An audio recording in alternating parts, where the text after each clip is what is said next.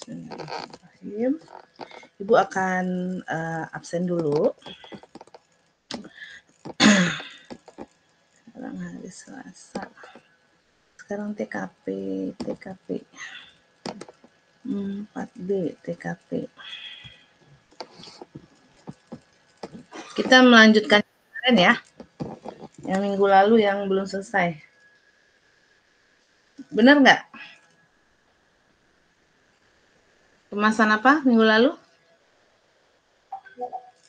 Teknologi kemasan apa? Aseptis, Bu. Aseptis. Udah masuk kemasan aktif kan? Masuk kemasan aktif kan waktu itu sedikit ya? Iya, Bu. Udah Iya, ada sedikit, Bu. Iya, baik. Lanjutan kemasan aktif dan MAP. Oke. Sekarang lagi musim sakit. Jaga-jaga makan, kesehatan ya. Novana kalau nggak kuat izin aja ya. Adinda, hadir Adinda? Hadir, Bu. Alfa? Hadir, Bu. Ardi? Hadir, Bu. Cynthia? Hadir, Ibu. Ibnu? Hadir, Bu. Ilhan? Hadir, Bu. Kesha? Hadir, Bu. Mahathir? Hadir, Ibu. Revah? Hadir, Bu. Rival? Hadir, Bu. Novana? Hadir, Bu. Udah minum obat, Nova? Udah, Bu. Infeksi usus. Infeksi harus minum obat ini ya. Harus minum obat antibiotik dong ya. Novia? Hadir, Bu. Ya, mudah-mudahan cepat sehat ya Nova. Alifa? Hadir, Ibu. Putri? Hadir, Ibu. Robani? Hadir, Bu. Kemarin Robani kemana? Nggak masuk? Kemarin ke itu, Bu, tiduran. Allah, ya Iya, maaf ya, Rashid? Bu. Iya, nggak apa-apa. Rezi? Hadir, Ibu. Sani? Hadir, Ibu. Saung? Saung? Nggak ada. Sevi? Hadir, Ibu. Talia? Hadir, Bu. Tiara?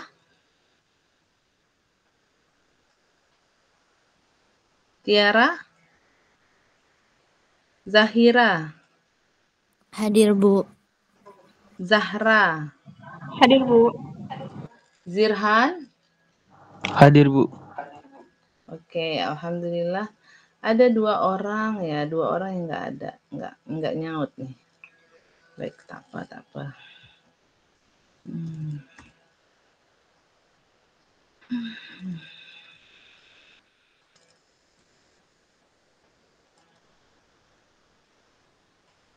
Oke, sebentar. Panas banget.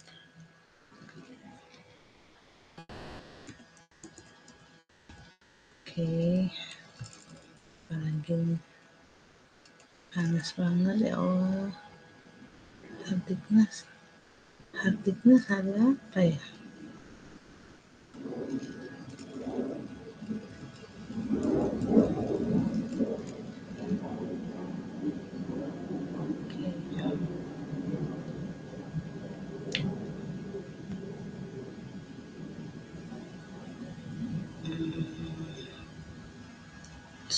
Pangan aktif.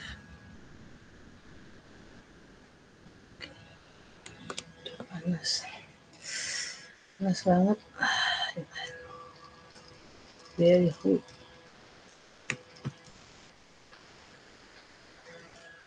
Oke ya.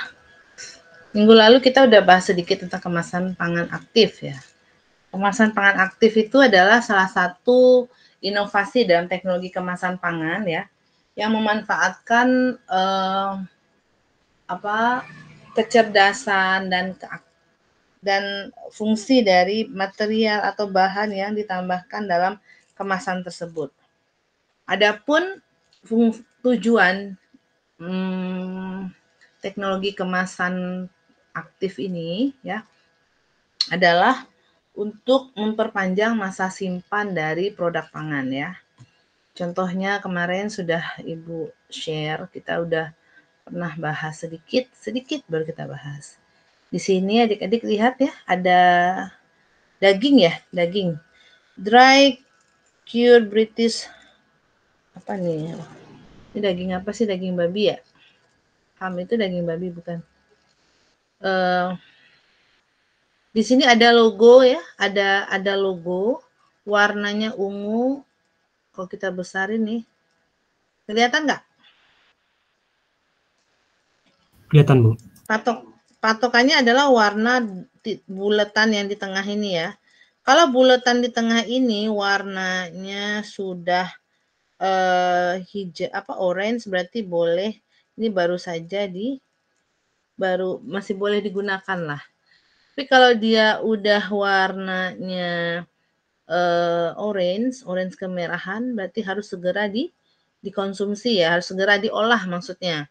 Nah, kalau udah ungu berarti sudah kurang bagus kualitasnya. Begitu juga untuk yang ini ya, dotnya warnanya hijau ya, bulatan tengahnya hijau, checkpointnya. Kalau dia sudah berwarna orange atau merah tidak boleh digunakan. Ini bagian dari kemasan. Ini adalah label film indikator ya. Ini menggunakan smart packaging, active packaging juga ada. Active packaging itu kalau ada bahan yang ditambahkan di dalamnya. Ini juga begitu ya untuk buah nih. Buah ini, buah apa nih? Kayaknya buah jeruk deh. Yang warnanya nih, nanti perubahan warnanya kalau udah merah, apa sih? Kalau udah orange kuning begini berarti udah rusak. Strawberry ini ada apa di sini nih?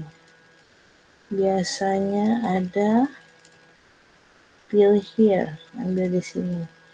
Ada biasa penyerap oksigen ya. Jadi susu juga ada. Jadi bisa dimanfaatkan untuk berbagai macam jenis pangan. Oke. Nah, apa beda antara kemasan aktif dan kemasan pintar itu beda. Bedanya di mana? Kemasan pintar atau active packaging dan kemasan cerdas atau intelligent packaging itu berbeda. Perbedaannya terletak dari apa yang ditambahkan di situ ya. Dan berbeda dari segi tujuan. Kalau kemasan aktif, tujuannya itu untuk memperpanjang masa simpan pangan. Jadi untuk memperpanjang supaya produk itu enggak lebih lama rusaknya dan tetap menjaga dan bahkan meningkatkan kualitas pangan yang dikemas. Sedangkan kemasan cerdas atau intelligent packaging dimaksudkan untuk memonitor kondisi pangan yang dikemas. Jadi dia memberikan informasi mengenai kondisi kualitas atau keamanan dari produk pangan yang ada di dalam kemasan tersebut ya. Nah, namun untuk regulasinya belum ada ya, regulasi khusus untuk kemasan aktif dan kemasan pintar ini belum ada, masih dilakukan diskusi penggodokan yang lainnya ya. Oke, kemasan aktif adalah kemasan dirancang untuk memperpanjang umur simpan atau untuk mempertahankan atau untuk meningkatkan kondisi pangan yang dikemas. Konsepnya ada dua, yaitu menambahkan bahan penyerap atau bahan pelepas ya, yang akan dimasukkan ke dalam kemasan, baik itu di dalam kemasan primer ataupun dia di luar kemasan primer. Namun terkadang dia bisa menyebabkan perubahan komposisi dan karakteristik dari organoleptik. Nah, bahan aktif yang ditambahkan ke dalam bahan kemasan ini atau ke dalam permukaan kemasan dalam struktur multilayer atau dalam elemen khusus yang dimasukkan ke dalam kemasan seperti misalnya saset. Kita kenal adanya kayak silika gel ya. Ada label yang tadi, ada label untuk menangkap oksigen misalnya ya. Terus ada juga di dalam tutup botol.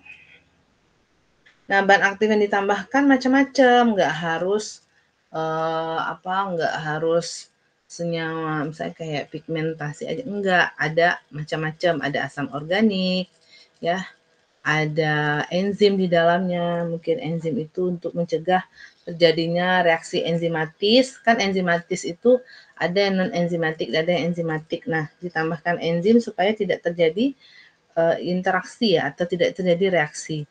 Terus ada juga bakteriorisin, ada fungisida, ada ekstrak alami, ada ion, ada etanol, dan lain-lain. Nah, demikian juga kemasan akan ditambahi bahan aktif yang beragam ya. Jadi dia dikemas oleh material tertentu seperti misalnya kertas, ada menggunakan plastik, logam, atau kombinasi dari bahan-bahan tersebut yang biasa kita kenal dengan kombinasi, berarti komposit ya. Sistem aktif dapat ditempatkan di luar kemasan primer atau di antara beberapa bagian kemasan primer atau di dalam kemasan itu. Secara umum kemasan aktif dapat diklasifikasikan menjadi dua, yaitu sistem penyerap atau scavenging atau absorbing system. Absorbing system berarti dia menyerap hingga ke dalam permukaan pangan itu ya. Jadi nggak hanya bagian permukaan luar, tapi bagian Bu, mohon maaf Bu, absorbing. slide-nya nggak keganti Bu. Oh iya. Sekarang udah? Udah Bu. Udah ya?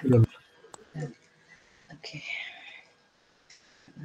Secara umum kemasan aktif itu ada dua, ada penyerap, ada pelepas. Nah, kalau penyerap itu kita kenal dengan scavenging atau absorbing system. Jadi dia menyerap sampai permukaan dalamnya. Sistem kemasan ini dia mampu menghilangkan senyawa-senyawa yang tidak kita inginkan, misalnya adanya oksigen. Kita tahu oksigen itu bisa menyebabkan korosi ya. Dia juga dibutuhkan oleh bakteri untuk bakteri itu bisa berkembang biak. Begitu juga dengan air. Air itu sumber kehidupan bagi makhluk hidup, termasuk juga mikroorganisme. Dan beberapa material sangat sensitif juga terhadap air, contohnya kemasan logam gitu kan. Nah, terus air yang berlebih ini kita bisa notasikan atau kita bisa cek pengujiannya berdasarkan kadar air bebasnya atau aktivitas air, kita kenal dengan AW, atau juga WVTR, kemampuan suatu material plastik itu untuk dia itu menyerap, bisa mencegah air masuk ke dalam materialnya ya. Jadi dia harus dicek juga air yang berlebih.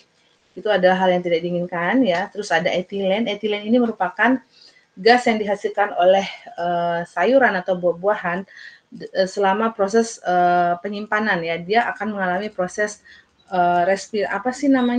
proses pematangan ya, proses pematangan. Jadi beberapa tumbuhan atau buah-buahan klimakterik itu dia akan tetap mengalami pematangan ya, walaupun dia sudah dipanen. Nah, dia akan melepaskan gas etilen yang mempercepat proses pematangan. Maka etilen ini kalau kita serap, kalau kita hilangkan dari lingkungan si buah tadi, maka buah tersebut akan dapat ditunda kematangannya. Terus ada juga CO2, CO2 juga tidak diinginkan. Terus ada juga bau yang kadang bisa mengganggu organoleptik serta senyawa pangan tertentu lainnya ya. Terus yang kedua adalah, jadi yang pertama ada sistem penyerap, yang kedua adalah dia melepas, dia sebagai untuk merilis ya, secara aktif menambahkan senyawa-senyawa seperti karbon dioksida, antioksidan atau pengawet. Nah, antioksidan ini fungsinya adalah untuk mencegah terjadinya reaksi oksidasi bisa atau reaksi sekunderi kerusakan, misalnya untuk pangan yang berlemak ya, atau yang dia tidak tahan terhadap cahaya langsung atau udara. Nah, antioksidan ini yang akan menghalangi supaya pangan tersebut tidak rusak langsung gitu. Antioksidan ini bisa kita dapatkan dari bahan-bahan alami atau dari sintetis, biasanya yang berwarna ya. Terus kalau pengawet ini ditambahkan supaya produk itu tidak cepat basi atau tidak cepat rusak. bisa sintetis juga, bisa alami. Oke, sekarang oksigen absorber berarti scavenging-nya ya untuk penyerap. Adanya kandungan oksigen yang tinggi dalam pangan yang dikemas akan berpengaruh terhadap umur simpan. Kenapa? Karena oksigen ini berperan dalam proses oksidasi komponen pangan, terutama untuk pangan yang berlemak, dan meningkatkan pertumbuhan mikroba yang dapat mengakibatkan menurunnya mutu pangan, seperti adanya perubahan rasa. Jadi kalau sudah tengik, kalau pangan-pangan berlemak itu kena oksigen kan dia akan rusak ya, dia teroksidasi. Kalau udah teroksidasi pertama pasti akan terjadi perubahan warna, terus perubahan bau atau rasa.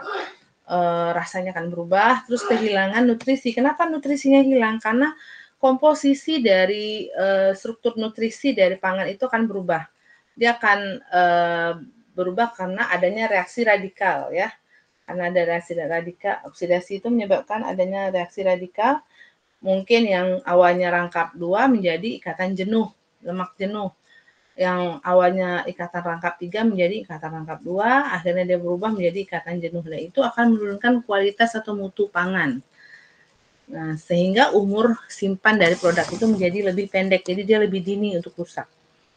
Penurunan mutu pada produk-produk yang sensitif terhadap oksigen dapat diminimalkan menggunakan sistem penyerap oksigen yang dapat menghilangkan oksigen residu setelah pengemasan. Bisa kita taruh di mana?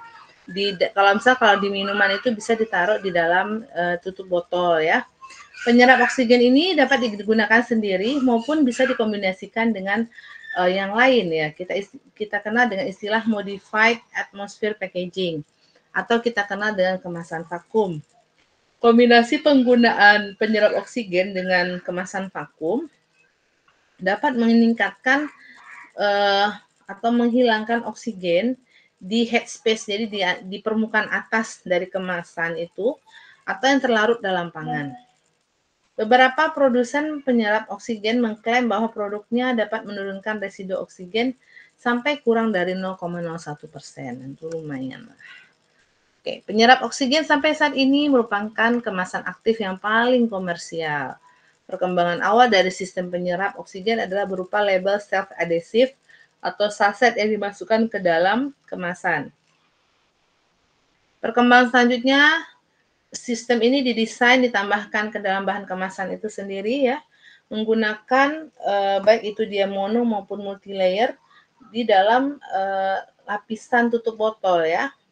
Bahan untuk penyerap oksigen ini biasanya merupakan bahan yang dapat bereaksi dengan oksigen untuk mengurangi konsentrasi oksigen. Jadi dia bisa menyerap, dia berinteraksi dengan oksigen, diikat oksigen sama dia. Contohnya adalah serbuk besi, karena kan besi kalau ketemu oksigen kan dia langsung bereaksi kan, membentuk reaksi apa? Oksidasi ya, pengkaratan atau korosi. Tapi nanti dia dilapisi sama material lain sehingga si besi ini nggak akan diharapkan dia tidak bermigrasi ke dalam produk pangan. Teknologi penyerap oksigen lainnya antara lain besi yang digunakan tuh nggak besi utuh ya teman-teman, tapi besi dengan komposisi lainnya. Jadi dia membentuk, biasanya ditambahkan adalah zinc oksida. Teknologi penyerap oksigen lainnya adalah menggunakan mekanisme oksidasi asam askorbat ya, atau yang mengandung vitamin C ya, asam askorbat. Dia juga sensitif terhadap oksigen, jadi dia bisa bereaksi juga. Terus juga oksidasi enzimatis, contohnya adalah glukosa oksidase atau alkohol oksidase. Contohnya bahan penyerap yang digunakan untuk O2 adalah asam askorbat, ada sulfit, ya, ada besi yang dimasukkan ke dalam polimer dengan permeabilitas yang sesuai untuk air dan oksigen, misalnya adalah PVC. Sedangkan untuk polietilen dan polipropilen punya permeabilitas yang sangat rendah terhadap air. Jadi dia lebih tahan terhadap air ya. Ini contoh penyerap oksigen dalam bentuk label ya. Seperti ini. Nah, kalau yang di sebelah adik-adik ini ya, ini dia tambahkan besi tadi ya, besi nanti terjadi perubahan warna setelah dia menyerap oksigen, dia akan berubah warna zat besi ini jadi kehitaman. Ini nggak boleh dimakan. Nah, di US absorber O2 yang digunakan pada kemasan botol bertutup biasanya untuk bir yang sangat sensitif terhadap O2. Kenapa? Karena oksigen kalau ada di dalam bir itu, dia bisa menyebabkan perubahan rasa dan aroma dari bir. Nah, supaya nggak rusak, maka ditambahkan antioksidan seperti asam askorbat dan sulfida ya, sulfit. Tapi saat ini penggunaan absorben oksigen juga telah maksudnya berhasil mengatasi permasalahan tersebut ya. Dengan adanya teknologi ini ya, ditaruh di dalam botol, tutup botol, dia dapat menyisakan oksigen di dalam botol itu sekitar kurang dari 500 ppb. Meskipun tapi O2 masih dapat berpenetrasi ke dalam botol melalui tutup botol, meskipun tekanan di dalam botol itu mencapai 3 atmosfer, 3 atm. Ini keuntungan dan kelemahan kita menggunakan absorber oksigen, menggunakan vakum dan gas. Ini gas packaging, ya. Positif negatif. Kalau positif itu kita berarti ada kelebihannya atau keuntungannya, sementara kalau negatif itu ada kelemahannya. Bisa dilihat di sini ya, apa aja kelemahan dan kelebihan dari penggunaan kemasan aktif ini. Terus ini beberapa perusahaan yang menggunakan oksigen absorber. Nah, sekarang masuk ke penyerap kelembaban atau moisture absorber. Air merupakan sumber kehidupan bagi makhluk hidup, begitu juga untuk mikroorganisme. Apalagi untuk produk-produk yang mengandung protein hewani itu sangat cepat sekali mengalami kerusakan karena mengandung protein ya. Nah, air yang berlebih dalam kemasan pada produk dengan water activity yang tinggi, seperti pada daging dan ayam, ikan juga ya, bisa menyebabkan pertumbuhan bakteri dan jamur, sehingga kualitas mutu pangannya jadi turun. Dan dia akan lebih cepat rusak. Untuk mengontrol kelembaban yang berlebih dalam pangan tersebut, maka kita perlu menghambat pertumbuhan mikroba, meningkatkan penampilan dan kesegaran dari pangan dengan cara mengatur kelembabannya atau kadar airnya. Ya. Menggunakan penyerap kelembaban.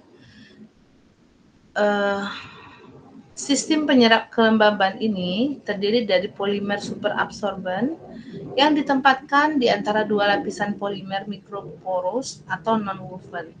Bahan tersebut dibentuk lembaran yang digunakan sebagai drip absorbing pad yang umumnya digunakan dalam tray daging atau unggas. Jadi dia ditaruh di dalam kayak pad gitu. Pad itu kayak ini ya. Kalian kalau pergi ke supermarket gitu, ada kan lihat di bagian bawahnya itu ya, ada kayak pad. Nah itu isinya senyawa yang bisa menyerap air gitu, ya kayak silika gel juga bisa, atau senyawa-senyawa lainnya juga bisa. Nanti kita bahas apa saja itu. Nah bahan-bahan yang digunakan sebagai penyerap adalah poliakrilat ya, dia berbentuk lembaran. Ada juga polipropilen glikol berbentuk film. Ada silika gel dalam bentuk saset dan ada tanah liat berbentuk saset. Nah, ini bahan-bahan yang digunakan biasanya untuk penyerap moisture. Itu dia, ini dia pad itu kayak pembalut ya, kayak pembalut gitu. Taruh di situ ya, nanti dia akan menyerap kadar air dia menyerap air yang ada di dalam daging ini. Nah, ini untuk silika gel. Nah, silika gel itu kalau kita buka bungkusnya, isinya seperti ini nih, berbentuk manik-manik ya. Nah, warnanya biasanya bening. Tapi kalau seandainya dia sudah menyerap air ya, sudah ada air dalam silika ini, dia akan berubah warna, biasa menjadi kuning gitu ya, kuning muda gitu. Semakin dia kuning tua berarti kadar airnya udah jenuh, berarti dia udah jenuh. Dan kalau mau dipakai lagi, kita harus ovenkan dulu ya pada suhu 105 derajat Celcius sampai dia warnanya kembali bening, baru dia bisa digunakan lagi. Cuman permasalahannya adalah dia kan dibungkus pakai ini ya, pakai kertas ini. Kertas ini kan ada pori ya, jadi dia bisa menyerap kadar air yang ada di dalam produk pangan. Tapi ada juga yang silika gel dikemas dengan kemasan plastik kan ya. Nah, biasanya dikasih ditusuk-tusuk ya, dibolong-bolongin dikit-dikit tuh. Biar dia bisa menyerap kadar air yang ada di dalam makanan atau dalam kemasan. Nah, kalau untuk kertas nggak perlu dibolong-bolongin karena udah ada pori-pori kertas. Terus yang selanjutnya adalah absorber etilen ya, penyerap etilen. Ini udah bahas juga sedikit tadi ya. Etilen ini merupakan hormon tanaman yang dihasilkan selama proses pematangan buah dan sayuran. Etilen bisa memberikan pengaruh negatif terhadap produk segar karena dia bisa mempercepat proses pematangan pada produk seperti pisang dan tomat. Sementara kita belum pengen nih si produk pangan itu matang ya.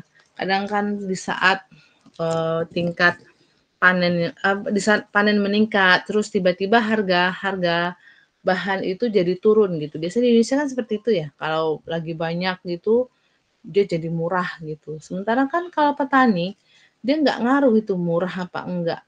Mereka kan tetap aja bahan bakunya ya segitu-gitu aja. Beli pupuk nggak akan turun juga kan. Makanya banyak kejadian di Indonesia ini kalau di saat komoditi pangan itu turun harganya, itu petani itu salah satu bentuk protes mereka adalah membuang hasil panen mereka tadi ya ke selokan, ke got lah, ke jalanan gitu. Pernah kan kita lihat foto ada tomat yang berserakan di jalan raya ya, karena para petani itu mereka ini ya, marah gitu, mereka sedih. Harga tomat tuh turun banget harganya di pasaran. Jadi mereka nggak balik modal. Nah, kalau seandainya para petani itu punya pendidikan ataupun kita edukasi lah, mereka tahu ada teknologi penyimpanan, pengemasan yang bisa memperlambat masa simpan, ya berarti mereka nggak perlu dong melakukan hal-hal seperti itu. Kita bisa membantu mereka ya, memberikan solusi untuk permasalahan mereka. Jadi salah satu penelitian Ibu sekarang adalah ethylene scavenger ini. Tapi Ibu aplikasikan pada pisang.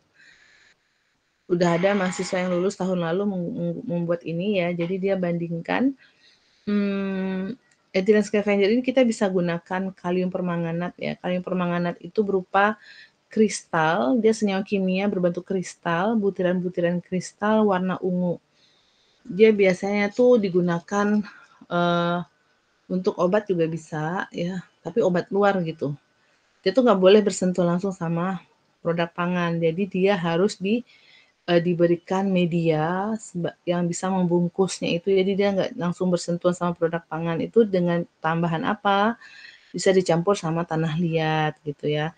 Terus juga kita bisa gunakan zeolit. Zeolit itu bahan kimia juga yang dia lebih bagus sih sebenarnya, tapi harganya sangat mahal ya zeolit itu. Jadi kemarin tuh mahasiswa Ibu ngebandingin antara zeolit dengan tanah liat dan KMNO4 dengan tanah liat.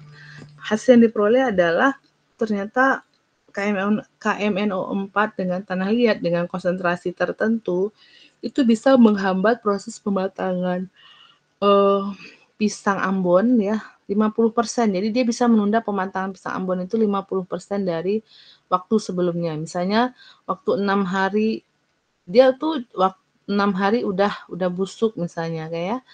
Nah, tapi bisa diperpanjang misalnya 10 hari baru dia mateng gitu, baru dia benar-benar busuk. Jadi itu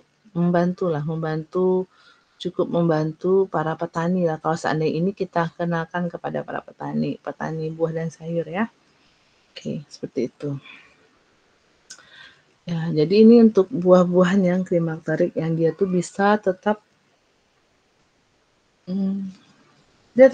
mengalami proses pematangan walaupun dia sudah tidak di pohonnya ya, sudah dipanen. Tapi jika digunakan, nah tapi nggak semua juga ya, ada bagusnya juga ya. Kalau etilen ini ada di buah jeruk misalnya ya. Kalau di buah jeruk, dia akan dapat menghilangkan warna hijau ya. Warna hijau ya iyalah warna hijau, dia kan mengalami proses pematangan. Jadi hijau, yang awalnya jeruk tuh hijau menjadi kuning keorenan, itu kan bisa menambah minat ya konsumen untuk membeli. Secara umum, etilen ini merupakan bahan yang tidak diinginkan untuk penyimpanan produk segar. Sehingga etilen ini harus kita singkirkan dari lingkungan penyimpanan. Hal ini disebabkan karena pertama, jumlah sedikit sudah dapat, walaupun jumlahnya sedikit, dia sudah dapat menurunkan mutu dan masa simpan produk. Nah, dan dia juga dapat meningkatkan laju respirasi, ya, sehingga akan mempercepat proses pelunakan jaringan dari buah atau sayur dan mempercepat kebusukan. Terus yang kedua adalah mempercepat degradasi klorofil.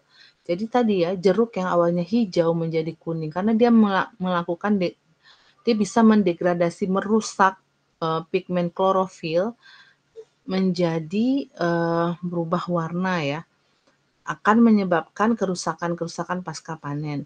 Nah, pertama perubahan warna, dia mendegradasi klorofil, maka warna hijau itu akan rusak, dia akan berubah warna menjadi mungkin nanti keorenan atau kekuningan. Tapi dari segi kualitas mutu misalnya ya, berarti kandungan klorofilnya udah nggak ada, udah mulai berkurang. Dan itu berpengaruh kepada mutu pangan gitu ya. Dia juga bisa menyebabkan kerusakan-kerusakan pada pasca panen lainnya. Oke, penyerap etilen yang biasa digunakan adalah KMNO4, ada karbon aktif, ada mineral-mineral lain yang biasa dimasukkan ke dalam saset. Bahan yang paling banyak digunakan adalah KMNO4 yang diserap pada silika gel. Jadi dia dikombinasi sama silika gel.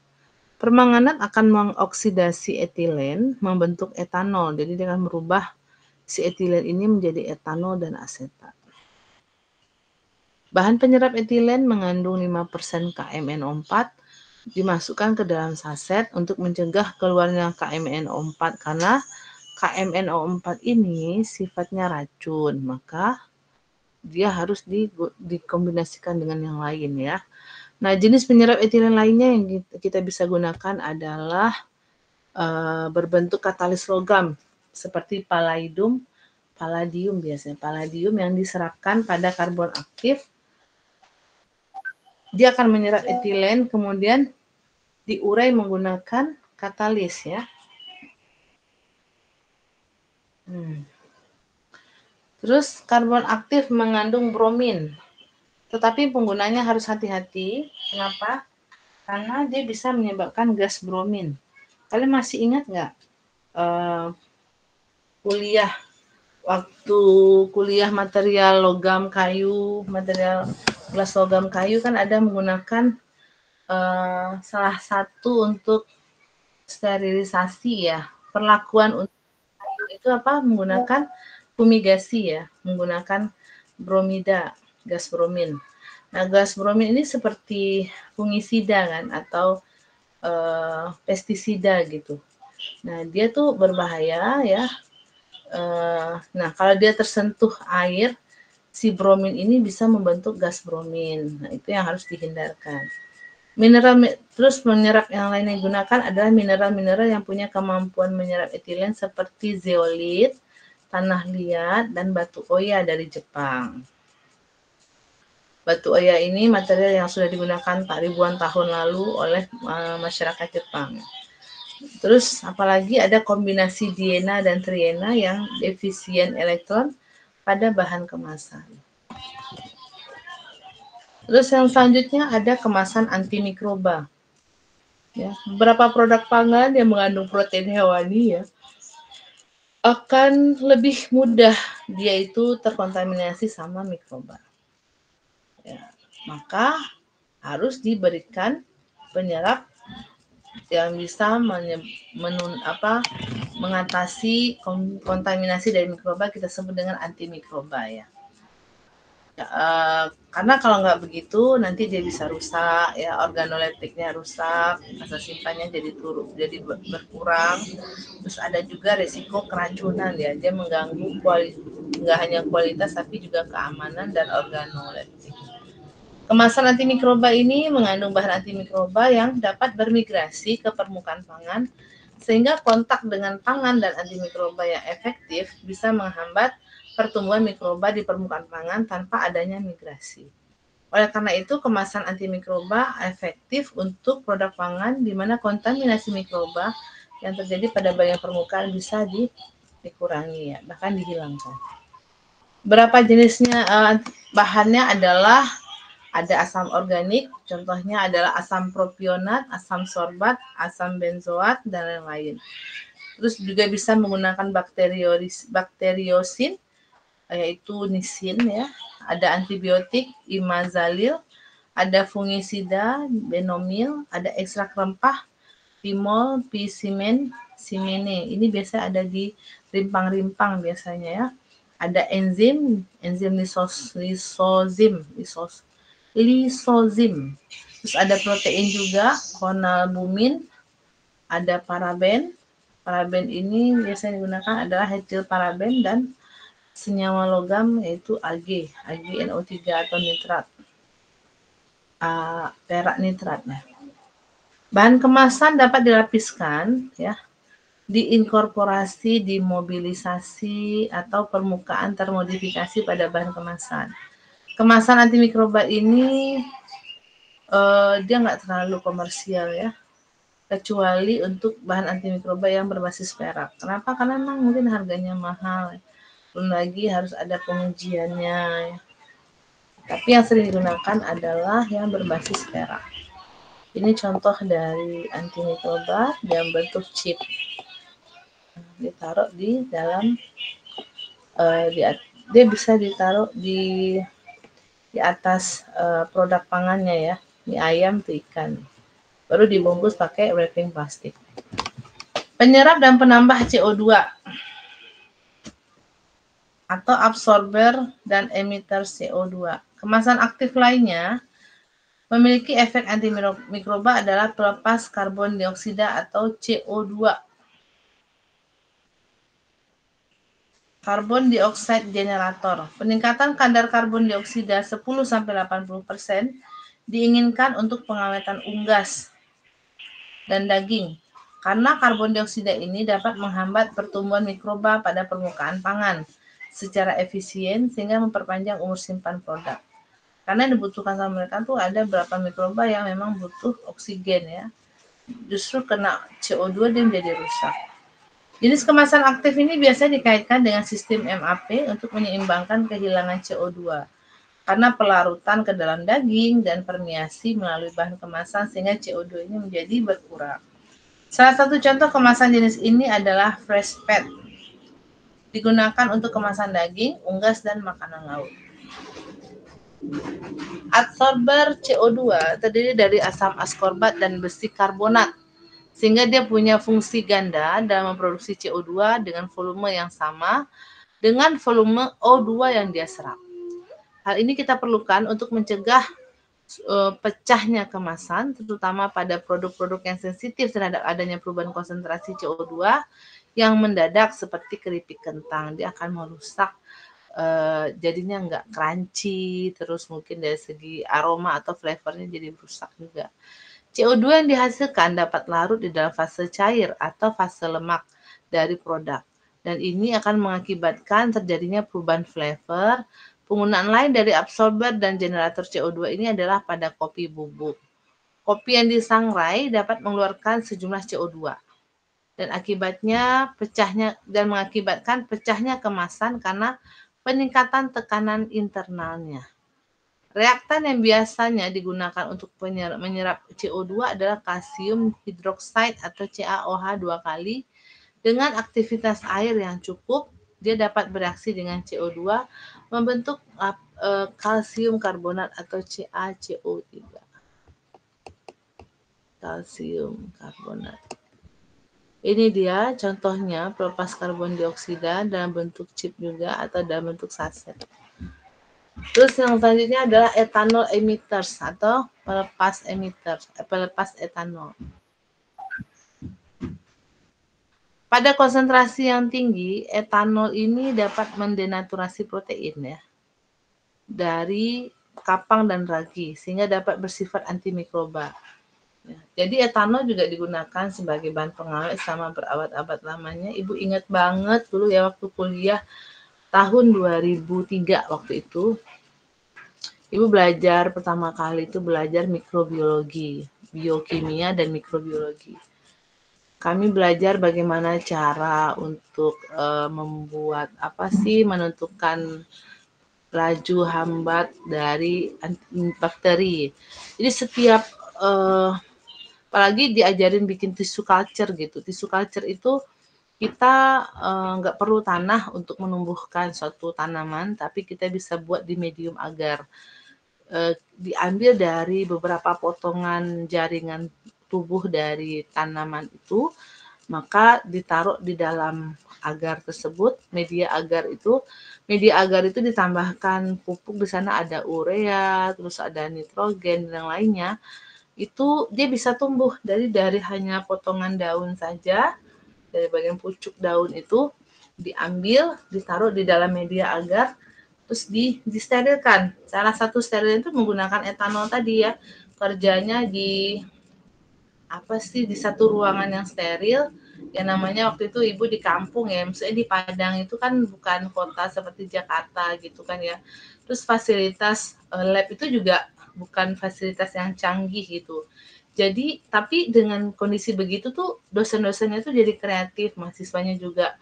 Kita bikin tempat khusus untuk membuat tisu culture itu pakai plastik HDPE ya, plastik yang tebal gitu, dibuat box, terus nanti dibolongin untuk masuk tangan dua tangan ini biasa masuk. Jadi nggak boleh terkontaminasi, biar nggak terkontaminasi udara sekitar, jadi hanya dibolongin dua untuk masuk tangan doang. Nah di situ kita kerjanya pakai ini bunsen. Kalian tahu bunsen nggak? Bunsen itu loh yang kayak korek api gitu. Jadi pakai ditaruh sumbu, ada botol kecil terus ditaruh sumbu, nanti dihidupin api. Jadi kayak pakai lilin gitu loh, pengganti lilin, tapi yang jadi bahan bakarnya itu bahan kimia, kayak bahan kimia alkohol juga lah. Terus habis itu kita kerja di sana, setiap mau masukin tangan ke dalam ruangan yang steril itu, tangan tuh harus disemprot terus pakai etanol, sampai tangan ibu tuh udah kayak orang yang mandi di air kelamaan, orang berendam lama tuh kan tangannya gimana ya? Jari-jari kita tuh kayak apa sih namanya tuh, jarinya jadi mengkerut, apa sih? Keriput, Bu. Nah, keriput ya, dari sampai keriput, terus kering gitu kan. Etanol tuh kan bahan kimia ya. Jadi kalau semprot-semprot terus tuh tangan kita jadi kering, terus keriput gitu ya.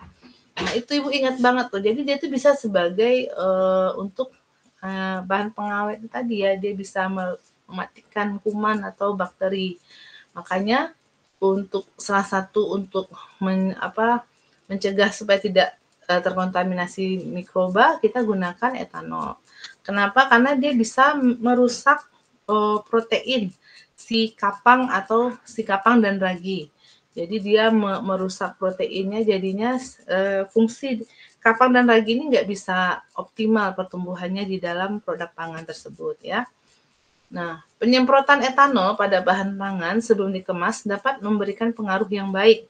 Tapi pada beberapa kasus justru pemberian etanol dimasukkan ke dalam saset sehingga dapat menghasilkan uap etanol lebih baik pada penyemprotan. Jadi terkadang metodenya itu bisa dalam bentuk saset atau bisa juga disemprot ya. Kalau semprot itu biasanya butuh etanol lebih banyak. Jadi kalau pengen lebih hemat dan lebih efisien, kita gunakan yang saset saja.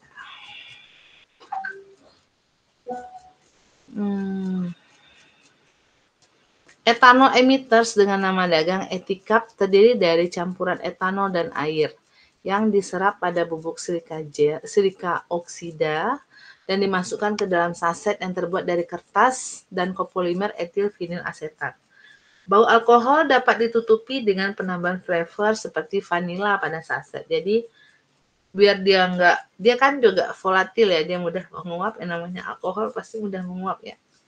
Nah, dia akan memberikan aroma ya. Nah, supaya aromanya itu nggak kena ke bahan pangan, caranya adalah dengan menambahkan flavor, yaitu vanila pada saset, atau pengen flavor lain juga bisa. ya. Ukuran saset tergantung pada AW pada bahan pangan tersebut. Jadi kalau kita ingin kita nggak pengen nih ada kapang yang tumbuh atau nggak pengen ada ragi, maka kita harus membuat AW-nya itu kita membuat AW yang tidak diinginkan oleh kapang dan kamir tersebut gitu. Karena kan setiap mikroba itu dia punya berapa AW yang dia butuhkan supaya dia itu bisa hidup gitu. Seperti itu ya. Jadi kita bisa membuat variasi sesuai dengan yang kita inginkan. Nah, kalau di Jepang biasanya etanol ini digunakan untuk produk bakery yang kadar airnya tinggi dan untuk produk-produk ikan. Kue tar dengan kadar air yang tinggi, masa simpannya 20 kali lebih panjang jika pada kemasan tersebut kita gunakan etanol emitters tadi ya. Keuntungan generator uap etanol adalah dia memperpanjang umur simpan, dia bisa menghambat proses styling pada produk bakery, dan mencegah tumbuhnya mikroba. Etanol juga dimasukkan ke dalam kemasan segera setelah proses pembakaran atau baking dan pendinginan dengan kondisi yang steril. Kelemahan dari penggunaan ini adalah adanya aroma yang tidak diinginkan pada bahan pangan, adanya absorpsi dari headspace oleh bahan pangan. Pada beberapa kasus, konsentrasinya pada produk meningkat 2 kali dari konsentrasi awal, sehingga bisa menimbulkan masalah dalam standar mutu, ya, mempengaruhi flavor dan aroma. Jika sebelum dikonsumsi, produk dipanaskan terlebih dahulu dengan oven, maka etanol yang terakumulasi sebagian besar akan diuapkan. Oleh karena itu, produk yang mengandung etanol emitters hendaknya dipanaskan terlebih dahulu sebelum dikonsumsi. Karena kan kalau kita masukkan, kalau dia dibarengin sama produk itu terus dipanaskan, maka dia juga akan ikut menguap. Nggak hanya kadar air yang menguap, tapi si etanol juga menguap, sehingga dia nggak ada fungsinya di situ gitu. Jadi kalau pengen pakai etanol emitters ini, si produknya harus dipanaskan terlebih dahulu, baru setelah itu dimasukkan si etanol emitters ini. Biar dia tetap ada di dalam, nggak menguap. Terus yang selanjutnya ada self-heating packaging. Self-heating packaging ini sudah mulai banyak ya di pasaran. Ada di Shopee kok. Jadi dia dalam bentuk box gitu, dia dalam bentuk PET. Dalamnya itu ada zeolit, ada pokoknya biasanya yang dimasukkan ke situ ada senyawa alkali ya. Senyawa anorganik biasanya, bukan senyawa organik. Karena senyawa anorganik ini kalau dia ditambahkan air, dia biasanya cenderungnya dia membentuk reaksi eksoterm ya. Dia akan melepaskan panas keluar. Nah, sehingga dia bisa membuat air menjadi mendidih. Air mendidih ada uap, uapnya itu akan menghangatkan makanan ya yang ada dalam kemasan tersebut. Menggunakan kemasan yang dapat memanaskan sendiri begitu kemasan dibuka, maka pangan ini tidak perlu lagi dipanaskan sebelum dikonsumsi. Jadi dia dipanaskan ya, bukan memasak ya, bukan mengolah. Jadi ini untuk produk pangan yang sudah diolah ya, tapi kita pengen makannya itu atau minumnya itu dalam kondisi hangat atau panas, maka kita bisa gunakan kemasan self-heating packaging ya. Oke. Makanya waktu itu Ibu pernah nyoba bikin Indomie ya, masak Indomie pakai self-heating packaging ini. Ya masak, cuman mie-nya itu belum mateng. Jadi masih keras-keras gitu mie-nya. Karena itu tadi ya, suhu pemanasannya itu mungkin 100 ke atas, tapi bukan long time, tapi short time gitu ya, waktunya sebentar. Sehingga padahal untuk masak mie itu kan butuh beberapa menit, misalnya 5 menit atau 7 menit. Dia nggak sampai 5 menit gitu. Jadi mie-nya jadinya nggak matang. Nah, self-heating packaging ini banyak digunakan pada produk pangan yang sudah diolah ya, umumnya disantap dalam kondisi panas. Contohnya kopi, sop, dan lain-lain ya. Prinsip pemanasannya didasarkan pada teori bahwa jika bahan-bahan kimia tertentu tercampur dengan bahan yang lain, dia akan menghasilkan panas. Biasanya adalah bahan anorganik, dicampurkan air. Gitu ya. Contohnya nih, ini self-heating can ya, untuk penyimpanan kopi. Nah, ini adik-adik lihat nih. Ini tutupnya sama kayak kita buka minuman ringan ya, ada dibuka seperti biasa. Terus ini materialnya bukan plastik ya, tapi kaleng ya, kaleng. Nah, di dalam kaleng ini ada lagi nih, ada lagi kemasan kayak gelas kecil gitu ya, tapi dia tertutup gitu. Nah, di dalamnya ini ada bahan kimia anorganik yaitu kalsium oksida atau CaO. CaO ini adalah hasil dari CaCO3 yang sudah dikalsinasi atau dihilangkan kadar airnya dan kadar abu, hanya meninggalkan kadar abunya saja ya, melalui proses furnace ya. Kalau kita furnace itu kan suhunya 900 ke atas tuh, apapun akan menjadi abu kan ya. Jadi abunya itu ditambahkan pakai air, dia akan melepaskan panas ya, menghasilkan panas ya, ada di sini air. Nah, air ini biasanya ini ada kemasan, ada air. Nah, biasa ada pembatas antara air sama CaCO3 ini, dan ada apa sih kayak tombol atau ceklekan gitu di kaleng itu yang kalau kita tekan gitu, maka penghambatnya itu akan rusak. Si air sama si CaCO3 ini akan bercampur. Masih dalam satu kapsul ini, masih dalam kaleng yang kecil ini nih. Nah, karena dia udah bercampur beberapa saat, dia akan menghasilkan panas. Nah, di dalam kaleng yang kecil ini, inilah diisi sama kopi atau teh atau apa gitu ya diisi. Kan dia seperti memanaskan ini ya, jadinya si kopi atau teh yang ada di dalam kaleng ini jadinya panas ya, karena dia dipanaskan sama CaCO3 dan air tadi gitu. Itu prinsip kerjanya. Kontainer terdiri dari kaleng bagian luar yang berisi pangan dan kaleng bagian dalam berisi 2 reaktan kimia. Reaktan itu adalah senyawa yang akan bereaksi, senyawa kimia yang akan direaksikan kita sebut dengan reaktan. Sementara hasilnya kita sebut apa? Produk. Raper, ya tunggu dulu. Kita lagi mau selesai dulu. Tapi makan Indomie Gak boleh. kali aja. Gak boleh. Nggak ada. Ini sekarang bukan waktunya abang makan Indomie. Waktunya kan udah 3 hari. Tidak boleh sayang. Boleh. Tidak. Kaleng bagian dalam terdiri dari 2 bagian, masing-masing bagian berisi 1 reaktan kimia yang dipisahkan oleh penghalang yang dapat rusak atau breakable seperti foil logam. Jadi dia dilapisi sama aluminium foil.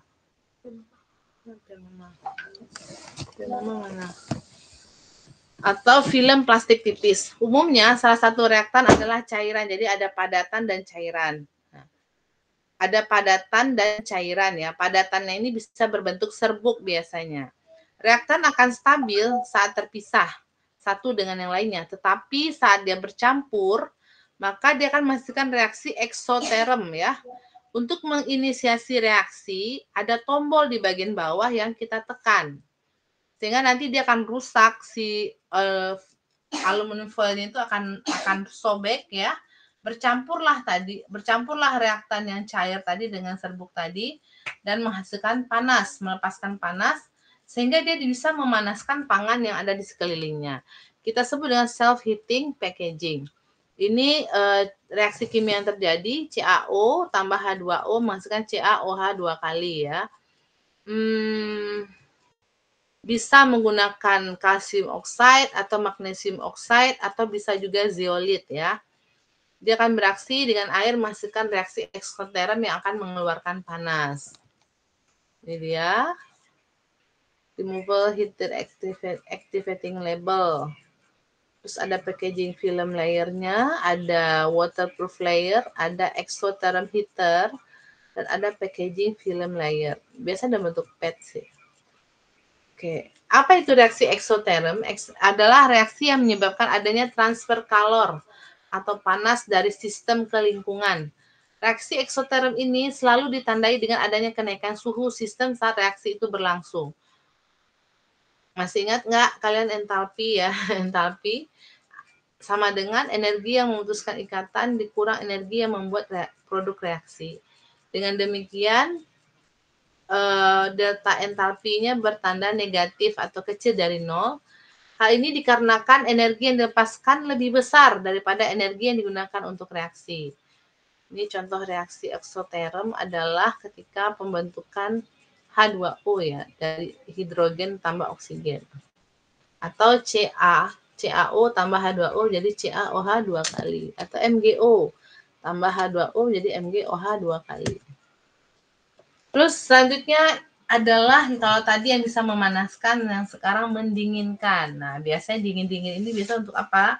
Untuk minuman, biasanya untuk jus ya, untuk soft drink, bisa untuk bir juga, atau mungkin es krim kali, bisa juga ya es krim gitu ya. Nah, kemasan ini sudah tersedia pertama kali diproduksi oleh perusahaan Crown Cork and Seal berupa kemasan minuman ringan dari kaleng yang diproduksi oleh Tempra Technologies. Teknologi Crown atau Tempra ini menggunakan panas laten penguapan air untuk menghasilkan pengaruh pendinginkan. Air terikat pada lapisan gel yang dikemas. Ini kayak apa? Kalau kita beli daging gitu kan ya. Jadi dia tuh bentuk gel. Gelnya itu kalau kita kasih air, dia akan melepaskan dia akan dingin gitu. Apa namanya ya? Cooler gel cooler gitu, pendinginnya bentuk gel gitu ada ya. Air akan terikat pada lapisan gel yang dikemas, terpisah dari kaleng minuman, dan panasnya dapat langsung mengenai minuman. Konsumen memutar dasar kaleng untuk membuka katup yang akan menyentuh desikan yang berada terpisah di bagian luarnya. Kemudian akan terjadi penguapan air pada suhu ruang ya. Kalau penguapan berarti kan nanti dia kayak sublimasi ya, dingin, sejuk gitu ya. Penurunan suhu hingga 16 menit. Nah, dia nggak lama-lama ya teman-teman ya. Panas juga nggak lama-lama juga. Ini dia reaksinya, reaksi endoterm. Reaksi nitrogen tambah O2 masukkan 2NO. Makanya kenapa nitrogen cair itu bisa kita gunakan untuk membuat es krim kan? Membuat gelato pakai nitrogen. Karena memang nitrogen itu dia kalau direaksikan dia menghasilkan reaksi endoterm yang memberikan dingin. Metode lain adalah dengan masukkan bahan berupa amonium chloride, NH4Cl, dan amonium nitrat NH4NO3 yang dimasukkan ke dalam ruang kosong dari kaleng. Jika amonium klor dan amonium nitrat ini tercampur dengan air, maka campuran ini akan menyerap panas dan dia akan menurunkan suhu dari produk yang ada di dalam kemasan tersebut. Cara ini memerlukan pengocokan kemasan sebelum didinginkan sehingga tidak cocok untuk minuman yang berkarbonasi dan minuman bir. Biasanya mungkin untuk jus atau yang kalau karbonasi itu dikocokkan dia semakin berbusa dan pas dibuka nanti muncrat ya. Jadi tidak bisa untuk kopi juga ya, kalau pengen dingin juga bisa. Ya, sampai di sini ya teman-teman materinya. Jika ada yang mau didiskusikan, Ibu persilahkan.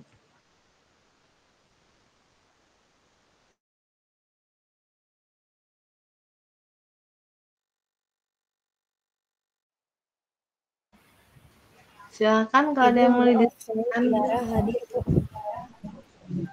Tiara, kamu masuk jam berapa Tiara? Jam 8.30 tadi, Bu. 30 Tiara. Bu, Saung juga, Bu. Tadi Kamu Saung telat masuk berapa jam menit? 8, Bu. Jam 8, nggak mungkin. Ibu masuk 8 Iya, lewat, Bu. mau panggil nggak ada. Kamu kemana? Soalnya kan Ibu lama. Nah, saya tinggal nyuci piring. Alah. Cuci piring. Tuh piring Ibu juga ada, no. Tolong cuciin dong. Udah ya? Udah ya? Udah Ibu perbaiki absennya, oke? Ada yang mau didiskusikan, silahkan. Ada enggak? Ada enggak? Ada enggak? Ibu, saya Ya, tanya tuh yang ya buat Rezi. eh, yang buat cool self cool itu kan kalau misalkan yang selain minum berkarbonasi sama bir itu kan ada yang kemasan lain tuh Bu. Kayak misalkan produk pangan sayur-sayuran gitu memungkinkan nggak untuk cool. Kalau misalkan self cool gitu, kalau produk pangan yang dikasih kemasan aktif yang kayak gitu tuh kemungkinan besar penanganannya gimana ya Bu ya prosesnya? Kamu suaranya putus-putus, coba ngomongnya pelan-pelan tapi jelas, coba. Kan kalau misalkan self cooling kan ada yang tidak cocok menggunakan karbonasi atau bir, berarti kan kemasan lainnya Oke, memungkinkan kayak pelan-pelan. Tunggu kemasan dulu. pangan. Tunggu dulu. Berarti gini, kamu menanya, Bu, berarti untuk minuman bir dan karbonasi nggak cocok, karena kan harus dikocok dulu. Oke, terus? Kalau misalkan kemasan lain kayak kemasan sayur gitu-gitu memungkinkan nggak Bu untuk dijadiin Sayur? self cooling gitu? Enggak kayak Sayur? buah-buahan gitu Bu, buah-buah gitu kan kalau buah-buah enaknya Oh, dingin gitu. bisa. Bisa. Jadi kan dia kalau kita pengen dia kan untuk supaya tetap segar atau ada aroma, ya ada dingin gitu, boleh kalau kamu pengen, bisa aja. Tapi tetap harus ini ya, pokoknya untuk membuat dia supaya ada menurunkan suhu tadi itu dia perlu dikocok atau diaduk, digoyang-goyang gitu. Untuk kopi juga bisa, untuk teh juga boleh. Kan ada orang yang pengen minumnya dingin gitu kan. Misalnya kalian lagi camping gitu, camping terus pengen itu tadi ya bisa pakai self heating, bisa cooling juga, self cooling gitu kan. Karena ada beberapa produk mungkin kalian pengennya makannya dingin, ada yang masih anget gitu, itu bisa dipakai. Tapi Baik mungkin Bu, saat ini masih terbatas kali ya, masih terbatas di Indonesia, mungkin masih terbatas. Masih terbatas produk yang memakai itu. Tapi kalau kalian mau riset tentang itu bisa. Maksudnya kita bikin bisa sebenarnya. Tapi kembali lagi efektivitas dan biayanya gitu kan. Itu baik terima Rezi. kasih Bu. Sama-sama. Ada lagi yang mau bertanya? Bu mau nanya Bu. Iya, silakan Mahathir. Tadi kan ada yang diberi etanol gitu Bu, ada yang semprot, ada yang dalam kantong gitu Bu. Nah, kalau misalnya pangan diberi itu, apakah masih halal atau gimana Bu? Etanol itu dia itu nggak memberikan ini ya, enggak, dia masih halal, karena dia kan kayak hal haram itu kalau kita minum kan, alkoholnya kan, Iya Bu. ya kan? Kalau ini kita memanfaatkan uapnya, si uap etanolnya itu tadi. Jadi dan dia kan nggak bercampur ke dalam produk pangan. Dia nggak nempel pun enggak. Maksud Ibu, eh, dia tuh nggak berbentuk cair, Mahathir. Tapi dia itu dimasukkan, jadi ada silika yang ditambah, dia tuh dimasukkan atau gel gitu, dimasukkan etanol, ya. Ibu tadi bilang silika ya, bukan gel ya. Silika itu direaksikan sama etanol. Nah, nanti dia yang dari silika itu nanti dia akan menguap. Jadi dia bukan cairan. Nah, kalau begitu kan dia nggak berini ke dalam produk pangan kan. Dia kan uapnya itu akan lepas gitu. Uapnya itu akan lepas dan ditambahkan flavor yang lain. Jadi tidak berpengaruh kepada produknya. Nggak ada hubungan dengan halal gitu loh. Berarti itu etanolnya mempengaruhi buat lingkungan di dalam kemasannya berarti ya Bu? Iya, dia mempengaruhi lingkungan aja supaya lebih ke antimikroba ya.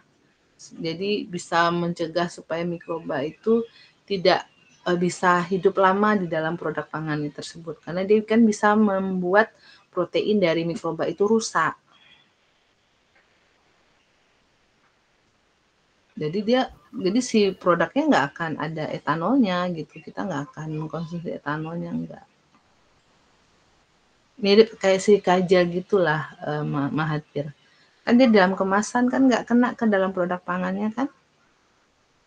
Kalau yang minuman alkohol, yang beralkohol itu kan kalau dia itu memang dicampur di situ, dia bagian dari situ, ada komposisinya berapa, itu yang membuat dia tidak halal.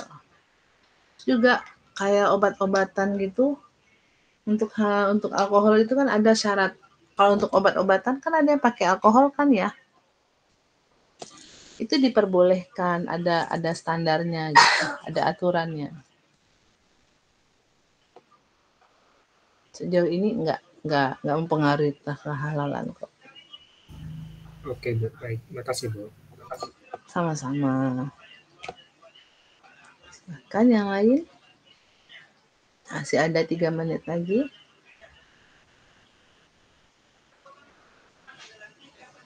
Ibu selesaikan materinya sampai di sini ya, karena Ibu mau ke rumah sakit ya, bawa anak-anak Ibu lagi sakit. Kuliah kelas 4C Ibu undur nanti jam 2 siang, karena jadwal dokternya jam 10 sampai jam 2, jam 1. Masih ada yang mau didiskusikan kah, teman-teman? Kalau nggak ada, dijawab nggak ada. Kalau ada, Ibu tunggu.